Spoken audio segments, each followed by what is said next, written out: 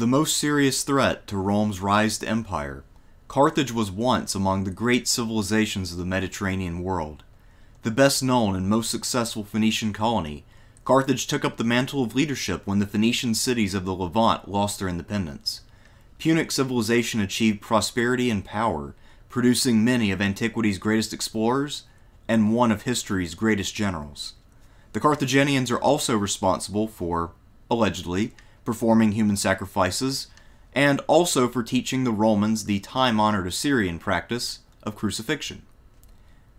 Carthage's long-standing rivalries with both the Greeks and the Romans has ensured that we have a rather skewed understanding of Punic culture. Further, the Romans built over most of what were once Punic centers of settlement, making it a great deal more difficult to gain a solid sense of what the cities of this lost civilization were like. In this lecture, we will attempt to get a feel for both the challenges of studying Punic material culture and look at some of the sites which can yield up what precious little evidence has survived down to the present. It is not my intention to give a full account of Carthage's history, but rather to highlight the parts of it which have contributed to the obscurity of Carthage today.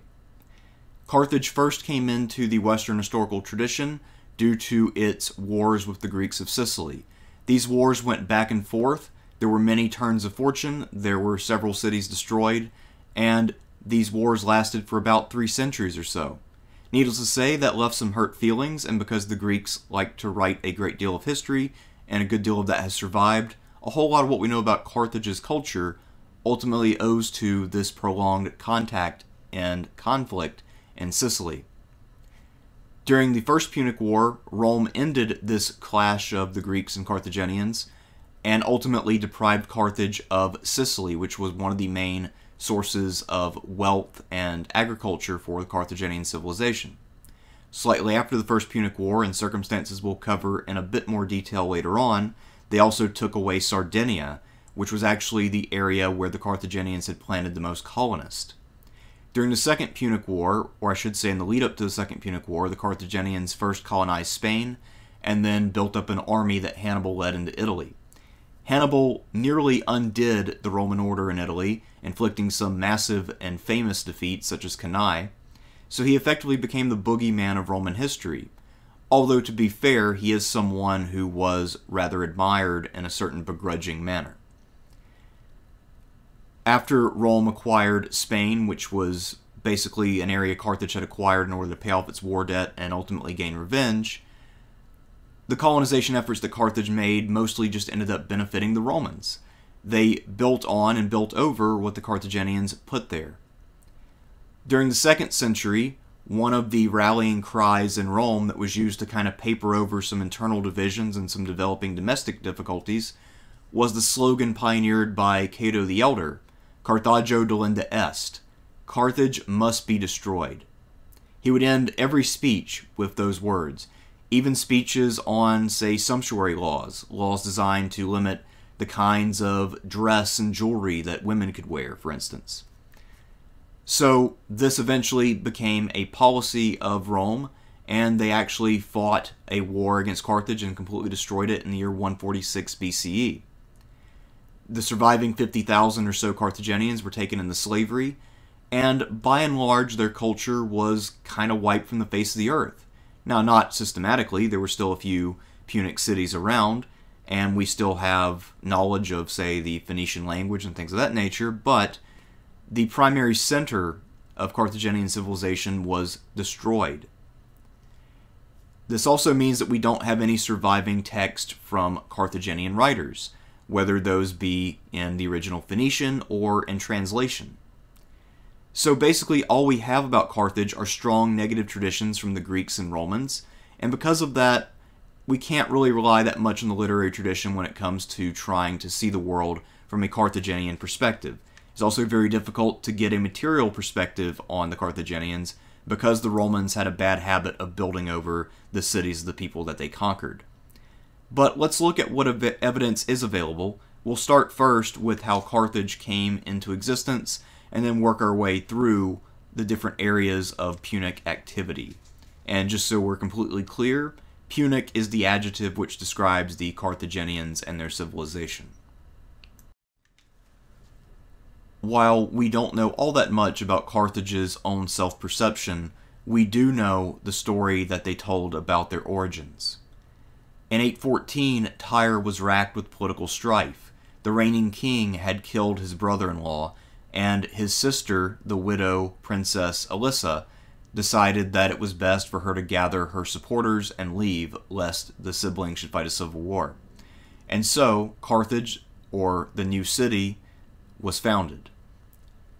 The city was founded in part to lessen political tensions at home, and also, along the way, to increase Phoenician presence in the west. At this time, the Phoenicians were founding a number of colonies in North Africa, Spain, and elsewhere in order to increase their large trade network.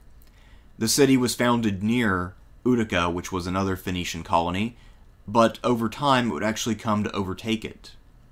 The earliest artifacts that archaeologists have located up to this point date to closer to 750 BCE, which leads to the possibility that the traditional chronology about Carthage is actually off by around half a century. But either way, we know that the foundation of Carthage took place in what we would think of as the Archaic period.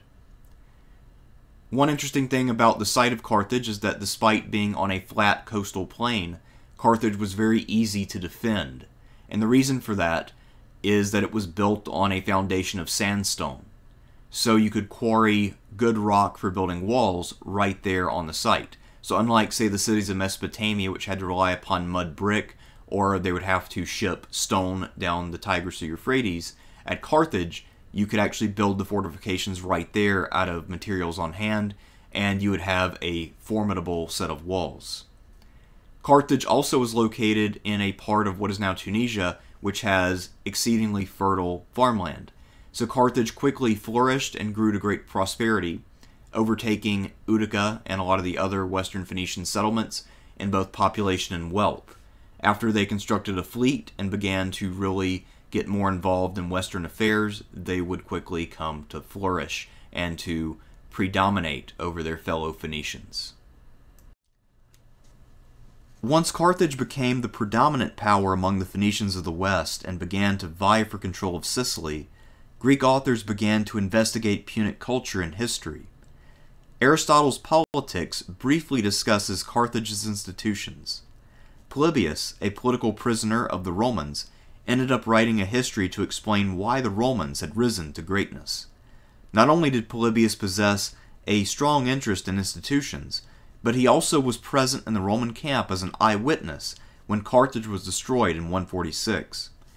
Diodorus Siculus, a later writer who hailed from Sicily, took an interest in the wars that had once ravaged his homeland, and so provides us with many of the dates and details from Punic history. From what we can tell, Carthage was very similar in its institutions to the Roman Republic. It looks like the Carthaginians were primarily run by their Senate, which was an oligarchic body of perhaps a few hundred men who were fabulously wealthy. From that body of men, a few men each year would be elected to various offices where they would exercise functions of the state, and then they would retire to this larger body of the Senate where they would make collective decisions. However, one difference between Rome and Carthage, at least according to Polybius, is that whereas in Rome the Senate was dominant and the people had a much smaller role to play in their assemblies, apparently in Carthage they were much closer to being equal in influence. We have to keep in mind, though, that Polybius's account of Carthage is not quite complete or detailed, and he rarely furnishes examples to back up a lot of the claims that he makes. It seems a little more impressionistic than anything else. The Carthaginians were Phoenicians, and of course that means that their native language would be Phoenician, and their mythology, as we'll see, was also Phoenician in nature. But many of the Punic elite actually partook in Greek culture in pretty meaningful ways. We have found fragments of Greek plays in Carthage, so they were reading Greek literature, at least the elite were. And it also appears that Hannibal, the great Carthaginian general, was fluent in Greek to the point that he was very charming to various ambassadors who met him. He could cite a great deal of Greek tragedy by memory, and he also took with him a Greek biographer who recorded a lot of his deeds and sayings. It's also worth mentioning that because the Carthaginians and Romans didn't really hold each other in the highest esteem, that when the elite would meet each other and try to negotiate or do large business deals, they would talk in Greek. Usually, the elites of Carthage would not learn Latin, and the elites of Rome would not learn Phoenician. Carthage also imported a ton of Athenian pottery, to the point that despite Athenian pottery being produced in Athens, we find more fragments of Athenian pottery and more complete pieces in Carthage than in Athens. If you look at many of the guides to the evolution of style in Athens, or you look at many of the estimates of how many pots are being produced at any one time, a lot of those are based upon the findings at Carthage and the variations in the frequency of finds based on when things are dated in the stratigraphy. So, Carthage, surprisingly, is our best source of information about Athenian pottery. And that also means that we know they had a certain preference for things Greek and more particularly things Athenian. Punic religion, according to the Greeks and the Romans, involved human sacrifice. This is something that the Romans really emphasized and considered to be quite barbarous. For quite a while, many scholars assumed that this was just a kind of attack on Carthage by Roman authors, but more and more archaeological findings are making it look like actually this was the case. The Carthaginian religion did involve sacrificing people, more specifically children, to the gods in order to keep the favor of the gods and continue to get good harvest and positive outcomes in war and good sailing weather and all the things that Carthage needed to keep going. Of course, this is not a slam dunk case at this point, but it does appear more likely than not that Carthage was practicing human sacrifices on a pretty considerable scale as a part of their religious beliefs. To perhaps a greater extent than any other power in the Mediterranean, the Carthaginians very much emphasized agriculture and trade to the exclusion of everything else when it came to their economic life. The primary asset that the Carthaginians had on their side was some of the very richest farmland in the entire world. What was then called Africa and what is now called Tunisia still has some of the richest and best farmland available. You can actually get more than one harvest in a year, which is a huge advantage over almost anywhere else that you can think of. Because of this, if you are a member of the Punic elite with a large farm, you will be set. And then you can use Carthage's many trade networks to sell your crops and make sure that you find the best prices. The Carthaginians did not produce all that many intellectuals. However, they did produce one author named Mago, who was very famous and very well regarded by the Greeks and the Romans, who actually translated his work. His treatise on agriculture mostly revolved around how smallholders, that is to say small farmers, should specialize and grow cash crops. And growing cash crops is actually very different than subsistence farming, which was actually the norm in antiquity. A subsistence farmer would grow a variety of crops and try to keep his family fed, and then produce just a tiny bit of surplus and have just a tiny bit of cash on hand for the rest of the year. By contrast, someone who's doing cash crops sells the entirety or the vast majority of what they grow, and then they use the cash that produces to live off of. So this means that Carthage was most likely more monetized than nearly any other society of this period. That is to say that more of their economic activity took place in terms of transactions between people exchanging coins than in any other place. So even in Rome and in Greece, a lot of economic transactions were in kind. That is to say that people might do bartering. You trade one type of crop for another, or you trade crops for some other service or finished product. In Carthage, it appears that almost all transactions were with coins. Carthage also managed to assert itself over all the other Phoenicians of the Mediterranean, as we've mentioned, and one of the purposes of that was to establish trade monopolies. So that's important because while there are many members of the Carthaginian elite who are large landowners, the majority of the men in the Carthaginian Senate are merchants. And so, these merchants want to make sure that they have the best available markets for their wares. And to set up a trade monopoly means that you dictate who another city will have to buy from first. So if, say, the city of Gadir that we'll get to wanted to buy wool, they'd have to buy it from a Carthaginian source first and only then turn to somewhere else to get it. Which means that basically it's a form of protectionism to help out the businesses of Carthage. While Carthage was not known for producing the kind of fine artwork or pottery that some of the cities of Greece produced, it did produce a fair amount for the purpose of exporting wine and olive oil. So we find amphorae originating from Carthage all over the Mediterranean. They also produced a lot of purple dye, which was a staple of the Phoenician civilization. Carthage was not necessarily the best known center for that, but it was one of them, and it did bring in quite a bit of revenue. The Romans actually built up Carthage again after destroying it, and their methods of construction largely obscured everything that had come before. Because of this, at most spots in Carthage, there is no way to get a sense of what was there before the Romans. One exception to this is on the Byrsa. The Byrsa is effectively the Acropolis of Carthage, the high ground in the middle of the city where the Carthaginians put their most important temples and then made their last stand in 146. Since 1982, there has been an ongoing investigation and excavation of a Punic-era neighborhood that has been dubbed the Hannibal District. Of course, Hannibal spent the majority of his life on campaign and most likely never lived here. This also was not necessarily a super elite neighborhood. A lot of the houses here had shops in the downstairs indicating that they belonged to artisans. And for the most part, the houses and shops were pretty typical of other Mediterranean cities. That is to say, you have a central courtyard to keep things cool, and the house and business were located in the same building for the sake of simplicity and convenience. There also were two major temples on the Byrsa.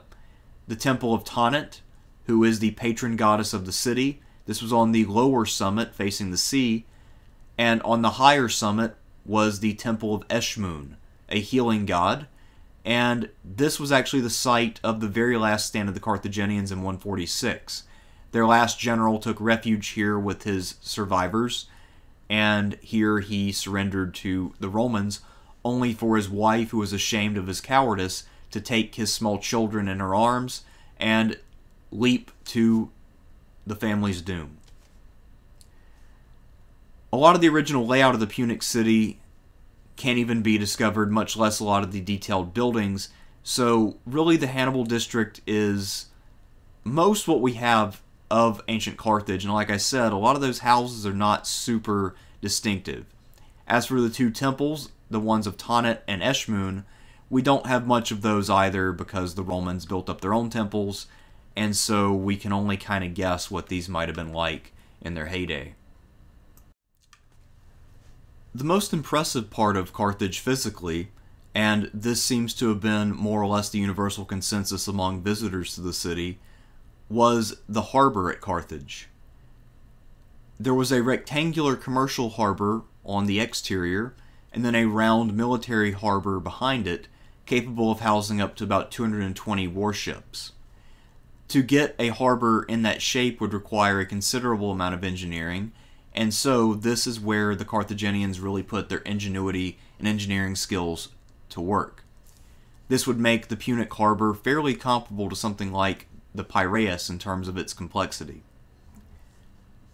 Carthage's navy, of course, was the key to its power, and it also was the key to the mercantile empire. The Carthaginian fleet fought pirates, they protected merchants, and they also moved troops around from area to area and made sure that all of the various powers in the Carthaginian orbit stayed loyal. Because the Carthaginians were so confident in the power of their fleet, they didn't bother building a lot of great fortifications around the harbor or facing the sea. They always assumed that the greatest threats would come on land, and so their city walls facing outward, facing into the interior of Africa, were much stronger than the ones facing the coast. In the end, of course, their greatest enemy would be Rome, and they would, of course, approach from the coast. And so, the decision to not fully fortify the harbor would ultimately be the downfall of Carthage in a literal sense, because the final assault on Carthage actually occurred at its weak point, near the harbor. But up to that point, the harbor had always been Carthage's pride and joy, and really one of the major sources of its power and prestige. Unfortunately, it isn't possible to say much more about Carthage proper, so let's look at the areas that Carthage controlled. Not far from Carthage is Utica, an older Phoenician colony which was built at the mouth of the Melqart River. Utica was overtaken by Carthage and became something like the second city of Punic Africa. Utica decided to bail on its Carthaginian alliance during the Truceless War, that is the war in which the mercenaries from the First Punic War revolted when they weren't paid, and along with another major city which withheld support, they were heavily punished by the Carthaginians and lost all their privileges after the Carthaginians eventually overcame the mercenaries. Because of the movement of the banks of the Melqart and silting, a lot of the ancient site of Utica is gone, but we do have some remains as pictured here. Utica was in use for a while after the Punic Wars and remained a Roman center for centuries afterwards. Earlier, I mentioned that Carthage put more settlers on Sardinia than anywhere else in the Mediterranean. There's a good reason for that. The Phoenicians originally settled Sardinia because they knew that the interior contained a good deal of copper, lead, iron, and silver, all of which were very useful materials in an Iron Age economy. The natives there had been mining it and selling it, and the Phoenicians were effectively trying to cut out the middleman, and so they ousted the natives from control of the mines and began to harvest for themselves.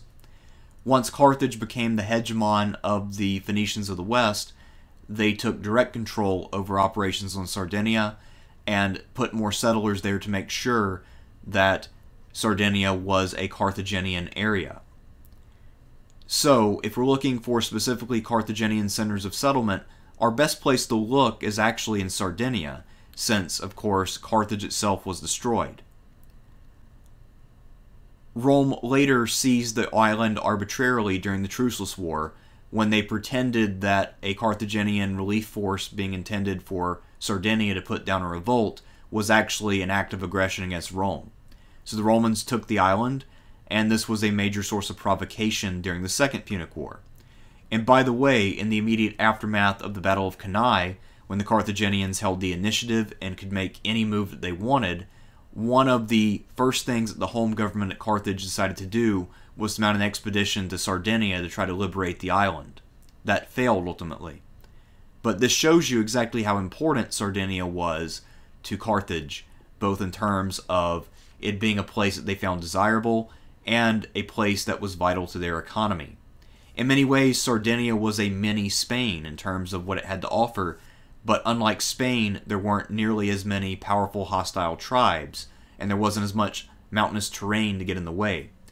The only real problem with Sardinia, as the Romans found out, is that it was very prone to malaria. But for the Carthaginians, this was a risk they were willing to run.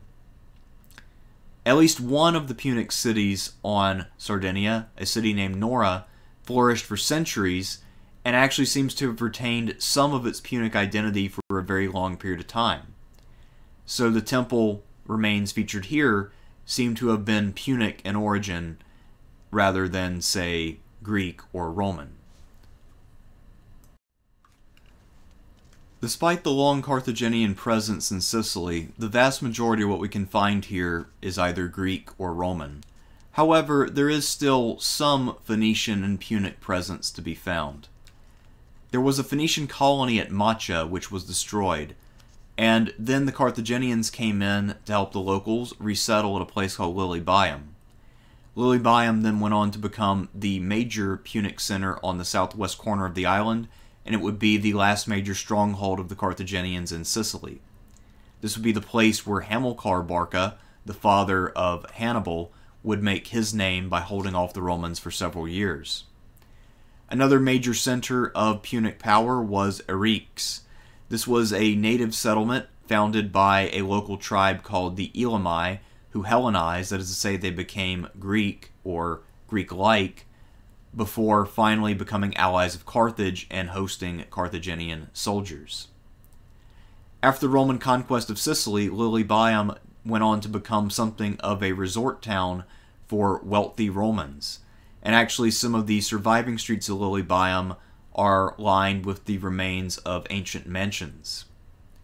Here is one of the major streets in Lilybaeum. Of course, the mansions are now no longer in evidence, but at one time they would have risen above the street on either side, and now all we have are some foundations, but at one point Lilybaeum was sort of a resort town for the Romans after having been an important port town and garrison town for the Carthaginians. One of the most important areas of Punic settlement was in Spain.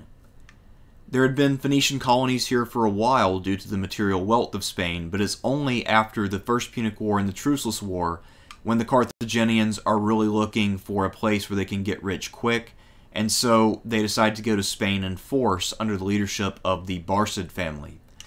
Hamilcar Barca had become a great war hero after the First Punic War, and especially after he dealt with the mercenaries in the Truceless War. So he was entrusted with this project. He would eventually die, pass it on to his son-in-law Hasdrubal, who in turn would die and pass it on to the famous Hannibal. In the meantime, the Carthaginians united the various Phoenician cities in the area and began to push into the interior to gain control of as many mines as possible in order to repay the war debts that they owed to Rome. Let's take a look at a few of the important cities of Punic Spain. First up is Gadir. Gadir was a long-standing Phoenician colony on the southwest coast of Spain, or I should say off the southwest coast, because actually the city itself was on one island, and then there was a cemetery and a sanctuary to the god Melqart on a southern island. Over the years, these two islands have largely merged due to some silting which connected them, but at the time these were two separate islands. The reason why they were off the coast is to protect them from the locals. Gadir was famous for hosting the great explorer Himilco, who might have gone farther south along the coast of Africa than any other explorer, Greek or Phoenician. The Melqart temple here was famous as well. Melqart, of course, is the Phoenician equivalent of Heracles in Greek or Hercules in Latin. And just to give you a sense of how close these myths are, the only differences are very minor things. For instance, when Hercules kills the lion in the Greek and Roman tradition, he does so by strangling it because its hide can't be penetrated. In the Phoenician tradition, Melqart kills the lion with his sword. So there are some small differences, but for the most part, these stories are recognizably the same. And there's also a theory that because Gadir, which is now the modern city of Cadiz, was located not all that far from what are known as the Straits of Gibraltar or the Pillars of Hercules, that is to say the southernmost point of Spain and the northernmost point of Morocco, that they were called the Pillars of Hercules because of the fame of this temple complex over at Gadir. On the south coast of Spain, facing the Mediterranean rather than the Atlantic, was the city of Malacca. This was a Tyrian colony that was approximately the same age as Carthage, founded around 770. It specialized in producing purple dye, and it also had its own mint. This mint would really be put to great use by the Barcids, so some of the coins of Hannibal and his relatives were actually minted at Malacca, which had existed before the arrival of the Barcids.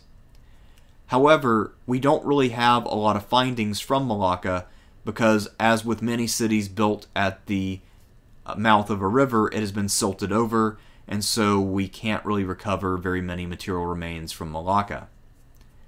Finally, we come upon the only city that the Carthaginians really founded in Spain as a new center, and this was Carthago Nova. This was founded by Hasdrubal, who again was the placeholder in the Barcid viceroyalty. So Hamilcar was dead, Hannibal was not yet old enough, so Hasdrubal, who was Hamilcar's son-in-law, took over, and they founded the city to be the new capital. He shortly thereafter died, but not without cementing his legacy, since this city has lived on and has a long-lasting inhabitation. This would also be Hannibal's main base during the Second Punic War, at least until he departed for Italy. And later on, when the Romans are conquering Spain, this will now become one of their key bases as well. Once again, the Romans would rule Spain for a very long time, build over a whole lot of things, but there are still some relics of the Carthaginian past, so let's take a look at those really fast. On the left, we see some votive figures from the Temple of Melqart at Gadir.